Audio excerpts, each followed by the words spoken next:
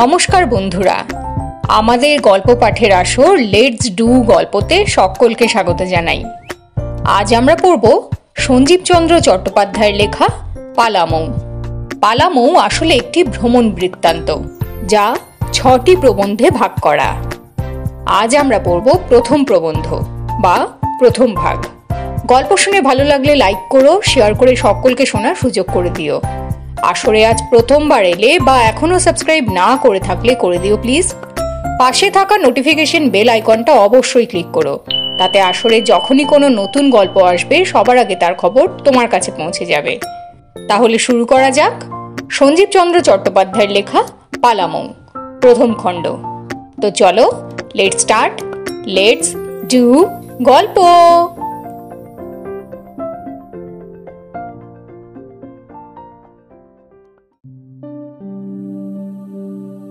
বহুকাল হইল আমি একবার পালামৌ প্রদেশে গিয়াছিলাম। প্রত্যাগমন করিলে পর সেই অঞ্চলের বৃত্তান্ত লিখিবার নিমিত্ত দুই একজন বন্ধু বান্ধব আমাকে পুনঃ পুনঃ অনুরোধ করিতেন। আমি তখন তাহাদের উপহাস করিতাম। এক্ষণে আমায় কেহ অনুরোধ করেন না, অথচ আমি সেই বৃত্তান্ত লিখিতে বসিয়াছি। তাৎপর্য বয়স। গল্প করা এ বয়সের রোগ। কেহ শুনুন বা না শুনুন, বৃদ্ধ গল্প করে। অনেক দিনের কথা লিখিতে বসিয়াছি, সকল স্মরণ হয় না। পূর্বে লিখিলে যাহা লিখিতাম এক্ষণে যে তাহাই লিখিতেছি এমন নহে।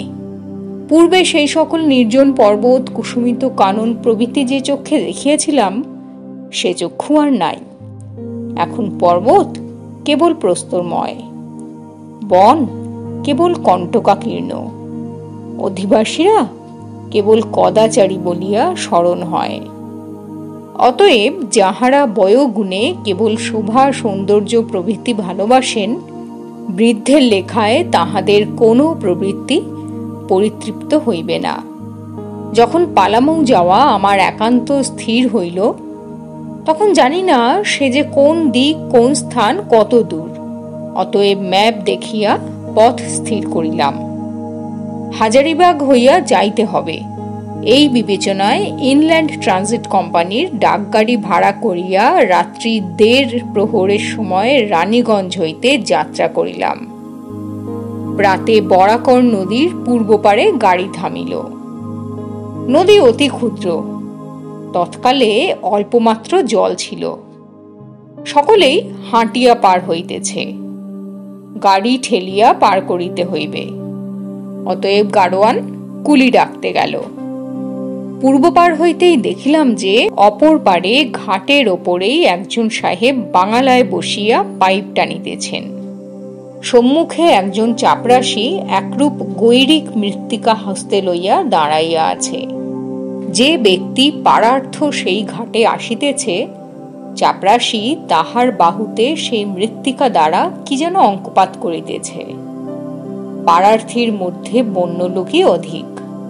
তাহাদের যুবতীরা মৃত্তিকারঞ্জিত আপন আপন বাহুর প্রতি আর নয়নে চাহিতেছে আর হাসিতেছে। আবার অন্যের অঙ্গে সেই অঙ্কপাত কিরূপ দেখাইতেছে তাহাও এক একবার দেখিতেছে। শেষে যুবতীরা হাসিতে হাসিতে দৌড়িয়া নদীতে নামিতেছে। তাদের ছুটাছুটিতে নদীর জল উচ্ছ্বসিত হইয়া কুলের উপর উঠিতেছে। আমি অন্যমনস্কে এই রঙ্গ দেখিতেছি। এমতো সময় কুলিদের কতগুলি বালক বালিকা আসিয়া আমার গাড়ি ঘেরিল। সাহেব একটি পয়সা, সাহেব একটি পয়সা, এই বলিয়া চিৎকার করিতে লাগিল। ধুতি চাদর পরিয়া আমি নিরীহ বাঙালি বসিয়া আছি। আমায় কেন সাহেব বলিতেছে তাহা জানিবার নিমিত্ত বলিলাম, আমি সাহেব নহি। একটি বালিকা আপন ক্ষুদ্র নাসিকাস্থ অঙ্গুরীবৎ অলঙ্কারের মধ্যে নখ নিমজ্জন করিয়া বলিল, হ্যাঁ তুমি সাহেব। আরেকজন জিজ্ঞাসা করিল, তবে তুমি কি? আমি বলিলাম, আমি বাঙালি। সে বিশ্বাস করিল না। সে বলিল, না তুমি সাহেব। তাহারা মনে করিয়া থাকিবে যে যে গাড়ি চড়ে সে অবশ্যই সাহেব। এই সময় একটি 2 বৎসর বয়স্ক শিশু আসিয়া আকাশের দিকে মুখ তুলিয়া হাত পাতিয়া দাঁড়াইল। কেন হাত পাতিল তাহা সে জানে না। সকলে হাত পাতিয়াছে দেখিয়া সেও হাত পাতিল। আমি তাহার হস্তে একটি পয়সা দিলাম। শিশু তাহা ফেলিয়া দিয়া আবার হাত পাতিল। অন্য বালক সে পয়সা কুড়াইয়া লইলে শিশুর ভগিনীর সাথে তাহার তুমুল কলহ বাঁধিল। এই সময় আমার গাড়ি অপর পারে গিয়া উঠিল। বরাকর হইতে 2-1টি ক্ষুদ্র পাহাড় দেখা যায়। বঙ্গবাসীদের কেবল মাঠ দেখা অভ্যাস। মৃত্তিকার সামান্য স্তূপ দেখিলেই তাহাদের আনন্দ হয়। অতএব সেই ক্ষুদ্র পাহাড়গুলি দেখিয়া যে তৎকালে আমার যথেষ্ট আনন্দ হইবে, ইহার আশ্চর্য কি। বাল্যকালে পাহাড় পর্বতের পরিচয় অনেক শোনা ছিল। বিশেষত একবার এক বৈরাগীর আখড়ায় চুনকাম করা এক গিরি গোবর্ধন দেখিয়া পাহাড়ের আকার অনুভব করিয়া লইয়াছিলাম। কৃষক কন্যারা শুষ্ক গোময় সংগ্রহ করিয়া যে স্তূপ করে, বৈরাগীর গোবর্ধন তাহা অপেক্ষা কিছুমাত্র বড়। তাহার স্থানে স্থানে 4-5খানি ইষ্টক গাঁথিয়া এক একটি চূড়ো করা হইয়াছে। আবার সর্বোচ্চ চূড়ার পার্শ্বে এক সর্পফণা নির্মাণ করিয়া তাহা হরিৎ পীত নানা বর্ণে চিত্রিত করা হইয়াছে। পাছে সর্পের প্রতি লোকের দৃষ্টি না পড়ে, এই জন্য ফণাটি কিছু বড় করিতে হইয়াছে। কাজেই পর্বতের চূড়া অপেক্ষা ফণাটি যে বড় হইয়া পড়িয়াছে, তাহা মিস্ত্রির গুণেও নহে, আর বৈরাগীর দোষেও নহে। সর্পটি কালীয় দমনের কালীয়। কাজেই যে পর্বতের উপর কালীয় উঠিয়াছে, সেই পর্বতের চূড়া অপেক্ষা তাহার ফণা যে কিছু বৃহৎ হইবে, ইহার আশ্চর্যের কি।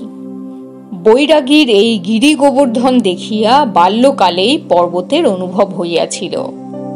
বরাকরের নিকটে সেই পাহাড়গুলি দেখিয়া আমার সেই বাল্য সংস্কারের কিঞ্চিত পরিবর্তন হইতে আরম্ভ করিল।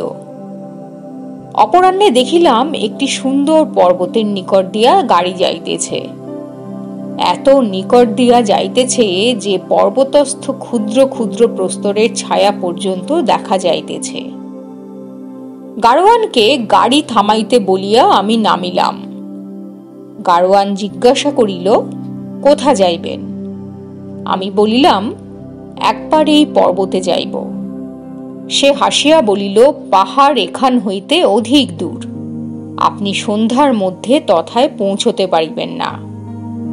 আমি এ কথা কোনো রূপে বিশ্বাস করিলাম না। আমি স্পষ্ট দেখিতেছিলাম পাহাড় অতি নিকট, তথা যাইতে আমার 5 মিনিটও লাগিবে না। অতএব গাড়োয়ানের নিষেধ না শুনিয়া আমি পর্বতাভিমুখে চলিলাম।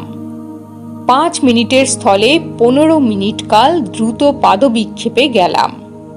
তথাপি পর্বত পূর্ব মতো সেই 5 মিনিটের পথ বলিয়াই বোধ হইতে লাগিল। তখন আমার ভুল বুঝিতে পারিয়া গাড়িতে ফিরিয়া আসিলাম। পর্বত সম্বন্ধে দূরতা স্থির করা বাঙালির পক্ষে বড় কঠিন।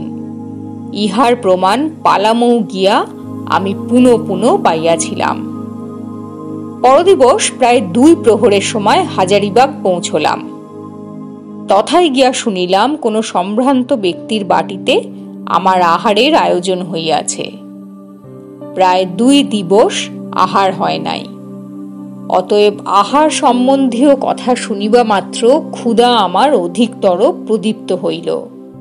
যিনি আমার নিমিত্ত উদ্যোগ করিতেছেন, তিনি আমার আগমন বার্তা কিরূপে জানিলেন, তাহা অনুসন্ধান করিবার আর অবকাশ হইল না। আমি তৎক্ষণাৎ তাহার বাটিতে গাড়ি লইয়া যাইতে অনুমতি করিলাম। যাহার বাটিতে যাইতেছি তাহার সহিত আমার কখনো চাক্ষুষ হয় নাই। তাহার নাম শুনিয়াছি, সুখ্যাতিও যথেষ্ট শুনিয়াছি। সজ্জন বলিয়া তাহার প্রশংসাই সকলে করে, কিন্তু সে প্রশংসায় কর্ণপাত বড় করি নাই। কেননা বঙ্গবাসী মাত্রই সজ্জন। বঙ্গে কেবল প্রতিবাসীরাই দুরাত্মা। যাহা নিন্দা শোনা যায় তাহা কেবল প্রতিবাসীর। প্রতিবাসীরা পরশ্রীকাতর, দাম্ভিক, কলহপ্রিয়, লোভী, কৃপণ, বঞ্চক। তাহারা নিজেদের সন্তানকে ভালো কাপড়, ভালো জুতো পরায় কেবল আমাদের সন্তানকে কাঁদাইবার জন্য। তাহারা আপনার পুত্রবধূকে উত্তম বস্ত্রালঙ্কার দেয় কেবল আমাদের পুত্রবধূর মুখ ভার করাইবার নিমিত্ত। পাপিষ্ঠ প্রতিবাসীরা। যাহাদের প্রতিবাসী নাই তাহাদের ক্রোধ নাই, তাহাদেরই নাম ঋষি। ঋষি কেবল প্রতিবাসী পরিত্যাগী গৃহী। ঋষির আশ্রম পার্শ্বে প্রতিবাসী বসাও, 3 দিনের মধ্যে ঋষির ঋষিত্ব যাইবে। প্রথম দিন প্রতিবাসীর ছাগলে পুষ্পবৃক্ষ নিষ্পত্র করিবে। দ্বিতীয় দিনে প্রতিবাসীর গরু আসিয়া কমণ্ডলু ভাঙিবে। তৃতীয় দিনে প্রতিবাসীর গৃহিণী আসিয়া ঋষি পত্নীকে অলঙ্কার দেখাইবে। তাহার পরই ঋষিকে ওকালতির পরীক্ষা দিতে হইবে, নতুবা ডেপুটি ম্যাজিস্ট্রেটির দরখাস্ত করিতে হইবে। এখন সে সকল কথা থাক। যে বঙ্গবাসীর গৃহে আতিথ্য স্বীকার করিতে যাইতেছিলাম, তাহার উদ্যানে গাড়ি প্রবেশ করিলে তাহা কোনো ধনবান ইংরেজের হইবে বলিয়া আমার প্রথমে ভ্রম হইল। পরক্ষণেই সে ভ্রম গেল। বারান্দায় গুটি কতক বাঙালি বসিয়া আমার গাড়ি নিরীক্ষণ করিতেছিলেন। তাহাদের নিকটে গিয়া গাড়ি থামিলে আমি গাড়ি হইতে অবতরণ করিলাম। আমাকে দেখিয়া তাহারা সকলেই সাদরে অগ্রসর হইলেন। না চিনিয়া যাহার অভিবাদন সর্বাগ্রে গ্রহণ করিয়াছিলাম, তিনিই বাটির কর্তা। তিনি শত লোক সমভিব্যাহারে থাকিলেও আমার দৃষ্টি বোধহয় প্রথমেই তাহার মুখে পড়িত। সেরূপ প্রসন্নতা ব্যঞ্জক ওষ্ঠ আমি অতি অল্প দেখিয়াছি। তখন তাহার বয়ক্রম বোধহয় 50 অতীত হইয়াছিল। বৃদ্ধের তালিকায় তাহার নাম উঠিয়াছিল। তথাপি তাহাকে বড় সুন্দর দেখিয়াছিলাম। বোধহয় সেই প্রথম আমি বৃদ্ধকে সুন্দর দেখি। যে সময়ের কথা বলিতেছি আমি তখন নিজে যুবা। অতএব সে বয়সে বৃদ্ধকে সুন্দর দেখা ধর্মসঙ্গত নহে। কিন্তু সে দিবস এরূপ ধর্মবিরুদ্ধ কার্য ঘটিয়াছিল। এখন আমি নিজে বৃদ্ধ, কাজেই প্রায় বৃদ্ধকে সুন্দর দেখি। একজন মহানুভব বলিয়াছিলেন যে মনুষ্য বৃদ্ধ না হইলে সুন্দর হয় না। এখন আমি তাহার ভূয়সী প্রশংসা করি। প্রথম সম্ভাষণ সমাপন হইলে পর স্নানাদি করিতে যাওয়া গেল। স্নান গোছলখানায় ইংরেজি মতেই হল, কিন্তু আহার ঠিক হিন্দু মতে হয় নাই, কেননা তাতে পলাণ্ডুর আধিক্য ছিল। পলাণ্ডু হিন্দু ধর্মের বড় বিরোধী। তদ্ভিন্ন আহারে আর কোনো দোষ ছিল না। স্বঘৃত আতপান্ন আর দেবী দুর্লভ ছাগ মাংস, এই 2 নির্দোষী। পাক সম্বন্ধে পলাণ্ডুর উল্লেখ করিয়াছি, কিন্তু পেঁয়াজ উল্লেখ করাই আমার ইচ্ছা ছিল। পেঁয়াজ যাবনিক শব্দ। এই ভয়ে পলাণ্ডুর উল্লেখ করিয়া সাধুগণের মুখ পবিত্র রাখিয়াছি। কিন্তু পেঁয়াজ পলাণ্ডু এক দ্রব্য কিনা এ বিষয়ে আমার বহু কালাবধি সংশয় আছে। একবার পাঞ্জাব অঞ্চলের একজন বৃদ্ধ রাজা জগন্নাথ দর্শন করিতে যাইবার সময় মেদিনীপুরে 2-1 দিন অবস্থিতি করেন। নগরের ভদ্রলোকেরা তাহার সহিত সাক্ষাৎ করিবার প্রার্থনা করিলে তিনি কি প্রধান কি সামান্য সকলের সহিতই সাক্ষাৎ করিয়া নানা প্রকার আলাপ করিতেছিলেন। এমতো সময়ে তাহাদের মধ্যে একজন জোড়ো হস্তে বলিলেন, আমরা শুনিয়াছি যে মহারাজ হিন্দু চূড়ামণি, কিন্তু আসিবার সময় আপনার পাকশালার সম্মুখে পলাণ্ডু দেখিয়া আসিয়াছি। বিস্ময়াপন্ন রাজা পলাণ্ডু এই শব্দ বারবার উচ্চারণ করিয়া তৎক্ষণাৎ তদারকের নিমিত্ত স্বয়ং উঠিলেন। নগরস্থ ভদ্রলোকেরাও তাহার পশ্চাৎবর্তী হইলেন। রাজা পাকশালার সম্মুখে দাঁড়াইল। একজন বাঙালি পেঁয়াজের স্তূপ দেখাই দিল। রাজা তখন হাসিয়া বলিলেন, ইহা পলাণ্ডু নহে, ইহাকে পেঁয়াজ বলে, পলান্ডু অতি বিষাক্ত সামগ্রী, তাহা কেবল ঔষধে ব্যবহার হয়। সকল দেশে তাহা জন্মে না। যে মাঠে জন্মে সেই মাঠের বায়ু দূষিত হইয়া যায়। এই ভয়ে সে মাঠ দিয়ে কেউ যাতায়াত করে না। সেই মাঠে আর কোনো ফসল হয় না। রাজার এই কথা যদি সত্যি হয়, তাহা হইলে অনেকে নিশ্চিন্ত হইতে পারেন। পলান্ডু আর পেঁয়াজ একই সামগ্রী কিনা তাহা পশ্চিম প্রদেশে অনুসন্ধান হইতে পারে। বিশেষত যে সকল বঙ্গবাসীরা সিন্ধুদেশ অঞ্চলে আছেন, বোধহয় তাহারা অনায়াসেই এই কথার মীমাংসা করিয়া লইতে পারেন।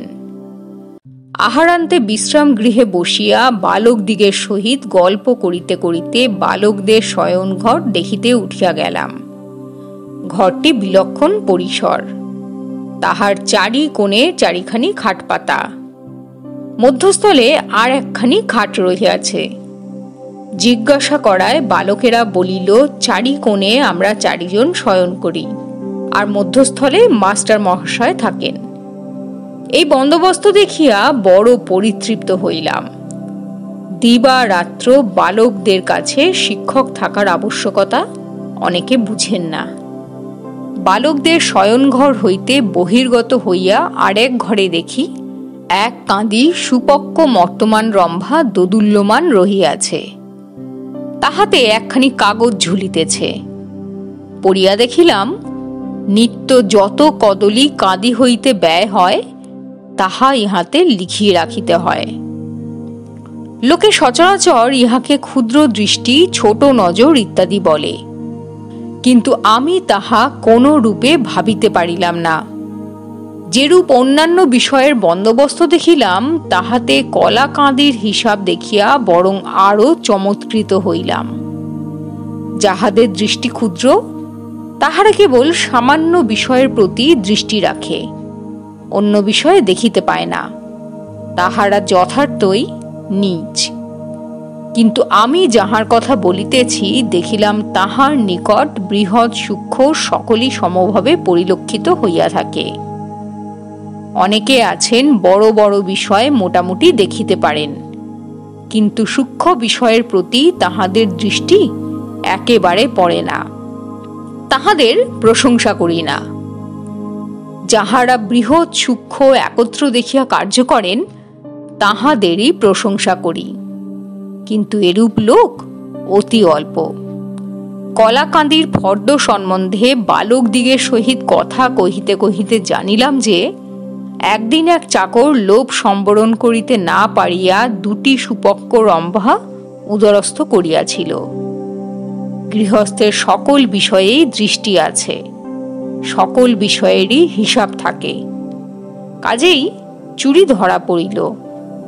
তখন তিনি চাকরকে ডাকিয়া চুরির জন্য জরিমানা করিলেন। পরে তাহার লোভ পরিতৃপ্ত করিবার নিমিত্ত যত ইচ্ছা কাঁদি হইতে রম্ভা খাইতে অনুমতি করিলেন। চাকর উদর ভরিয়া রম্ভা খাইল। অপরাহ্নে আমি উদ্যানে পদচারণ করিতেছি।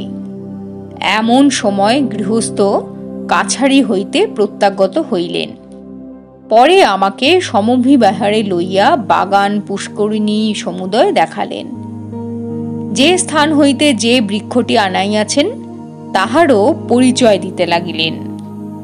মধ্যাহ্নকালে কলাকাঁদি সম্বন্ধে যাহা দেখিয়াছি এবং শুনিয়াছি, তাহা তখনও আমার মনে পুনঃ পুনঃ আলোচিত হইতেছিল।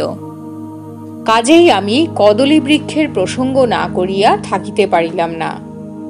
বলিলাম, আমার ধারণা ছিল এ অঞ্চলে রম্ভা জন্মে না, কিন্তু আপনার বাগানে যথেষ্ট দেখিতেছি।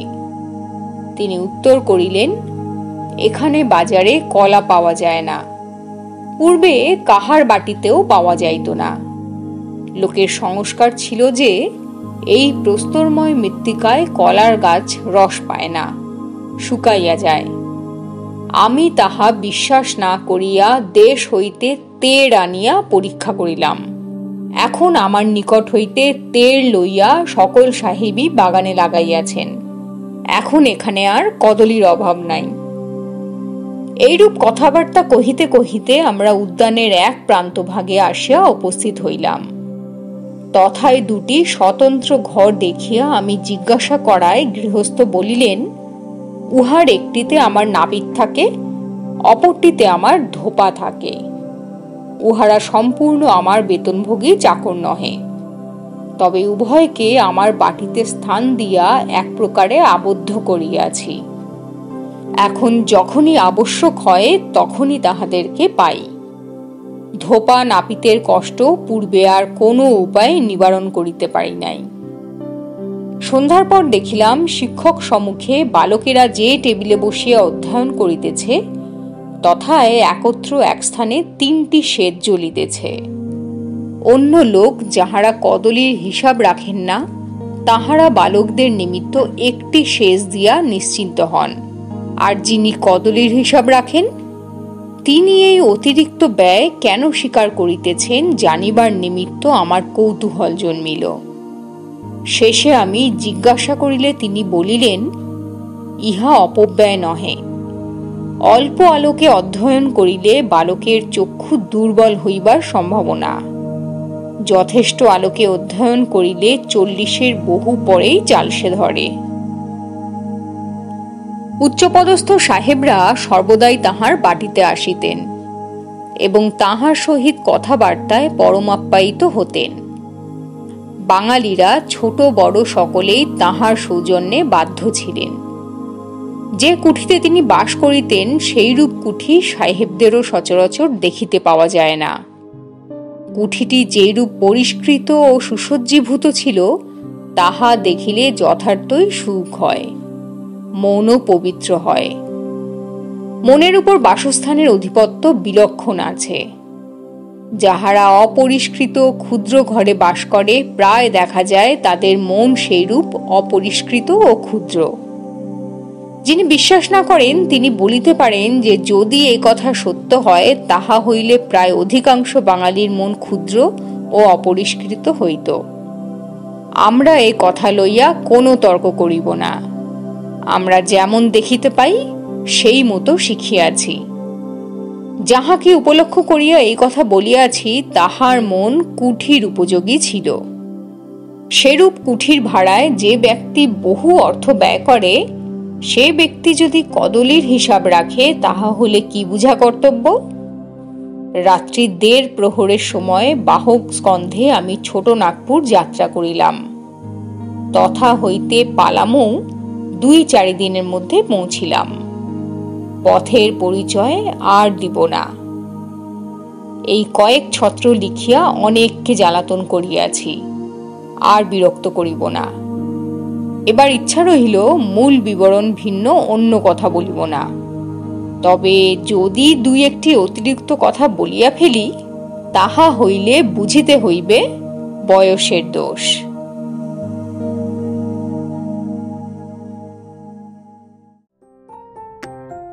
শেষ হল সঞ্জীবচন্দ্র চট্টোপাধ্যায়ের লেখা পালামৌ প্রথম পর্ব। শুনে ভালো লাগলে লাইক করো, শেয়ার করে সকলকে শোনার সুযোগ করে দিও। আসরে আজ প্রথমবার এলে বা এখনো সাবস্ক্রাইব না করে থাকলে করে দিও প্লিজ। পাশে থাকা নোটিফিকেশন বেল আইকনটা অবশ্যই ক্লিক করো, তাতে আসরে যখনই কোনো নতুন গল্প আসবে সবার আগে তার খবর তোমার কাছে পৌঁছে যাবে। তাহলে আজকের মতো বিদায় নিচ্ছি। আবার হাজির হব লেটস ডু গল্পের পরবর্তী এপিসোডে এরকমই অসাধারণ কোনো একটা গল্প নিয়ে। Till then take care and stay tune to let's do গল্প।